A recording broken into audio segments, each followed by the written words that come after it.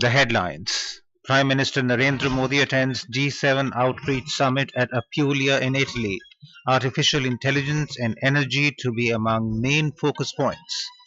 Prime Minister also holds bilateral talks with world leaders including presidents of France and Ukraine and Prime Minister of U.K. Home Minister Amit Shah reviews security situation in Jammu and Kashmir. Over 1,200 tourists stranded in Sikkim due to landslides reported safe. And in sports, Euro Cup football tournament kickstarts tonight with host Germany taking on Scotland. Prime Minister Narendra Modi is attending the G7 outreach summit underway at Apulia in Italy. He was received at the summit venue by Italian Prime Minister Giorgia Meloni. Mr. Modi also met Pope Francis in the outreach session. India has been invited as an outreach country. During the discussions at the outreach session, the focus is on artificial intelligence, energy, Africa, and the Mediterranean. In her opening remarks, the Italian Prime Minister said they wanted to send a clear message from the G7 and Italian presidency that they will never accept the narrative that wants the West against the rest. She said the global challenges can only be dealt with if nations are able to cooperate with respect and peer-to-peer approach. In this period, we decided to dedicate the outreach session to those that we consider very pressing. Artificial intelligence, first of all, with the opportunities it opens up and the risks it hides. The Mediterranean, an area of crisis and a place of dialogue. The African continent, with which we work to build a completely new cooperation as equals, and obviously the need to deal without ideological approaches with climate change, which impact above all on the nations of the global south. Our correspondent reports that it is for the first time in history that the Pontiff is participating in the G7 summit. Prime Minister held a series of bilateral meetings on the sidelines of the G7 summit at Apulia in Italy today. Mr. Modi met French President Emmanuel Macron this afternoon. The two leaders discussed ways to further strengthen partnership, including in areas of defense, nuclear, space, connectivity, and culture. They agreed to further intensify strategic defense cooperation with increased focus on Make in India. The Prime Minister also met his UK counterpart Rishi Sunak on the sidelines of the G7 summit. In a social media post, Mr. Modi reiterated his commitment to further strengthening the India-UK comprehensive strategic partnership. He said there is great scope to deepen ties in sectors like semiconductors, technology and trade. Mr. Modi also held a meeting with Ukrainian President Volodymyr Zelensky on the sidelines of the summit. The leaders reviewed bilateral relationship and exchanged views on the situation in Ukraine and the upcoming summit on peace being hosted by Switzerland. In a social media post, the Prime Minister reiterated that India believes in a human-centric approach and believes that the way to peace is through dialogue and diplomacy. Union Home Minister Amit Shah today reviewed the Jammu and Kashmir security situation in a meeting with the senior officers of the ministry in New Delhi. Mr. Shah directed to convene a meeting on Sunday in North Block to review the security situation in the Union territory and the preparation for the Amarnath Yatra. Health Minister J.P. Nadda chaired a high-level meeting on attaining targeted health goals in the first 100 days of formation of the new government with the senior officials of his ministry in Delhi today. Taking stock of the overview of ministry's functioning, the minister directed that emphasis should be laid on the quality of health facilities and health systems.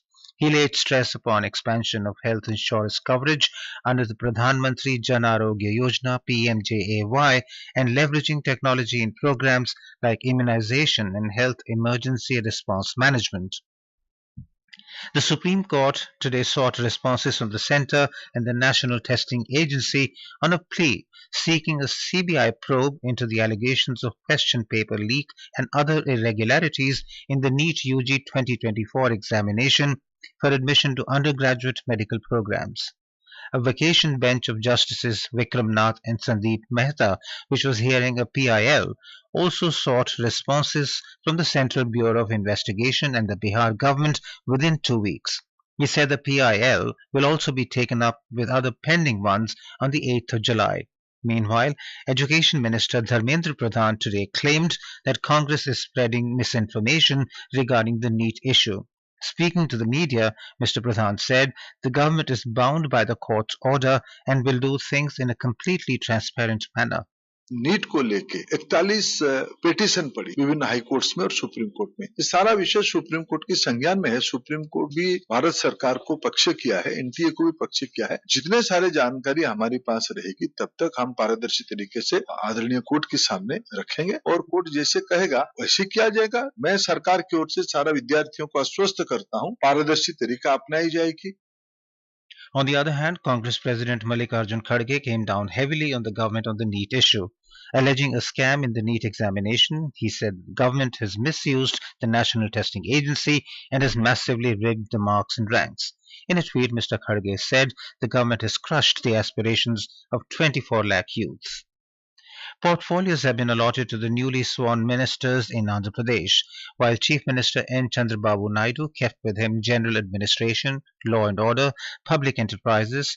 Janasena Party Chief K. Pawan Kalyan was made Deputy Chief Minister, along with the portfolios of Panchayati Raj, Rural Development and Rural Water Supply, Environment and Forest, and Science and Technology. Senior BJP leader Satya Kumar Yadav was allotted Health, Family Welfare and Medical Education. In Uttar Pradesh, 13 newly elected members of the Legislative Council took the oath of office in secrecy this afternoon. The swearing-in ceremony took place in Tilak Hall, located in the main building of the Secretariat. All the 13 newly elected MLCs were administered the oath by Legislative Council Chairman Kumar Manvendra Pratap Singh. Higher education institutions HEIs will be required to provide a full refund of fees for all cancellations or migrations up to 30th September this year. The University Grants Commission has announced this in the new fee refund policy for the 2024-25 academic session.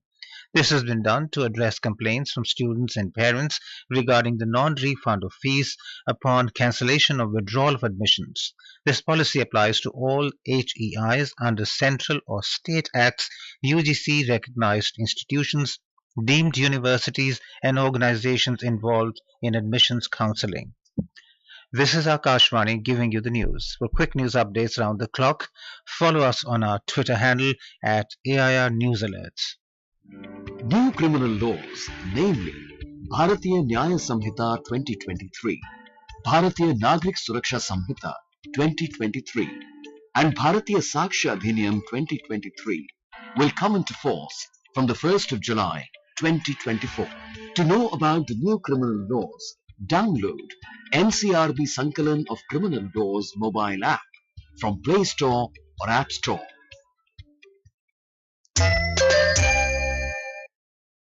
In Sikkim, the officials have confirmed that 1,200 domestic and 15 foreign tourists stranded in Lachung in North Sikkim due to road blockages are safe with adequate food supplies.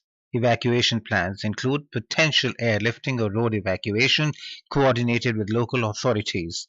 Meanwhile, Chief Minister Prem Singh Tamang held a high-level meeting at Mintok Gangtok to address a recent calamity that caused significant property damage and disrupted road connectivity, power, food supply and mobile networks. Officials provided detailed briefings on the damage, highlighting critical road and bridge disruptions, and discussed immediate relief measures, including emergency services and essential supplies distribution. The mortal remains of 45 Indian nationals who lost their lives in the fire incident in Kuwait were brought back to India by a special Indian Air Force flight. The plane first landed in Kochi this morning before proceeding to New Delhi. Out of 106 Indian workers who were present in the housing facility at the time of the fire, 45 died and 33 were hospitalized with injuries, while the remaining are safe. As per the External Affairs Ministry, it continuously coordinated with the authorities in Kuwait to provide assistance to the injured and to ensure safe return of all affected individuals. Meanwhile, the bodies of the deceased people from Uttar Pradesh who died in the incident will reach their respective places tomorrow. 3 people from the state lost their lives in the tragic fire incident in Kuwait. A report. The Relief Commissioner of State informed that the bodies will reach Delhi today and tomorrow they will be taken to Varanasi at 9 a.m. in the morning. Later, the local administration will take the dead bodies to their homes. 3 people from Uttar Pradesh have lost their lives in the tragic fire incident in Kuwait.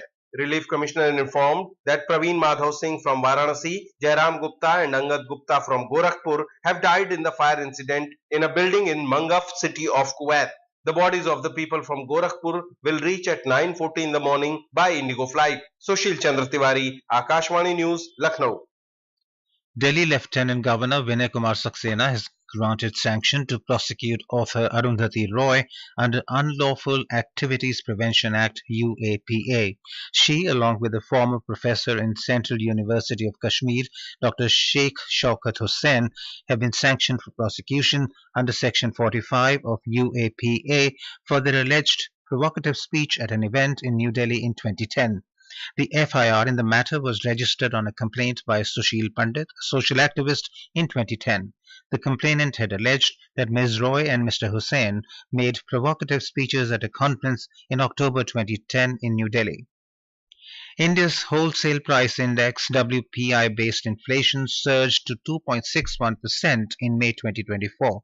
This is the highest rate in 15 months since February 2023, when it stood at 3.85% before dropping to 1.41% in March 2023. The data released by the Ministry of Commerce and Industry today shows that the recent spike in WPI-based inflation can be attributed to the rising prices in major sectors such as food articles, the manufacture of food products, crude petroleum and natural gas, mineral oils, and manufacturing sectors. Food prices surged by 7.4% in May compared to a 5.52% increase in April.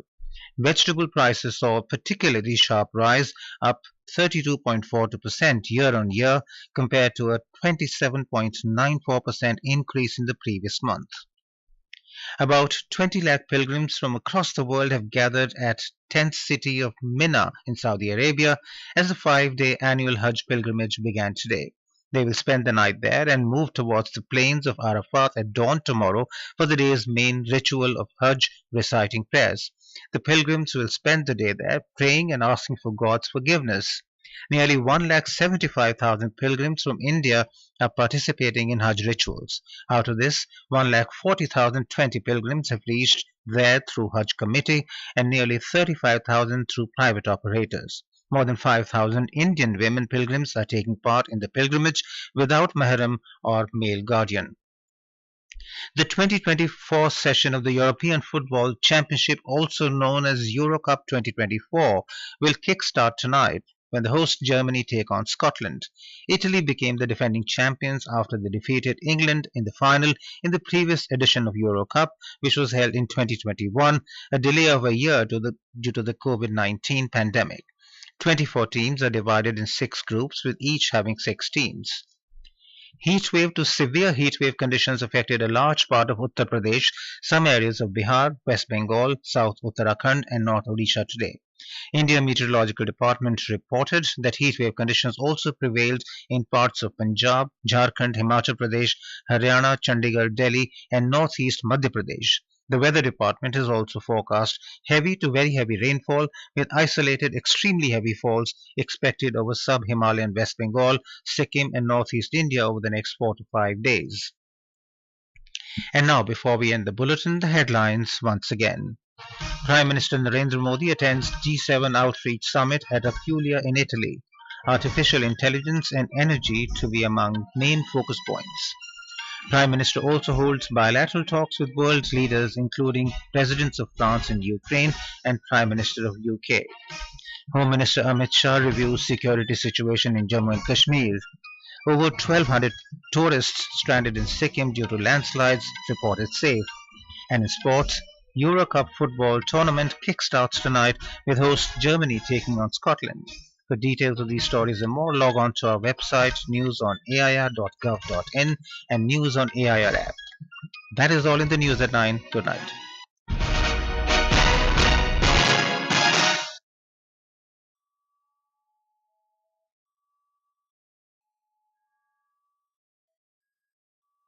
This is Akashvani. In the program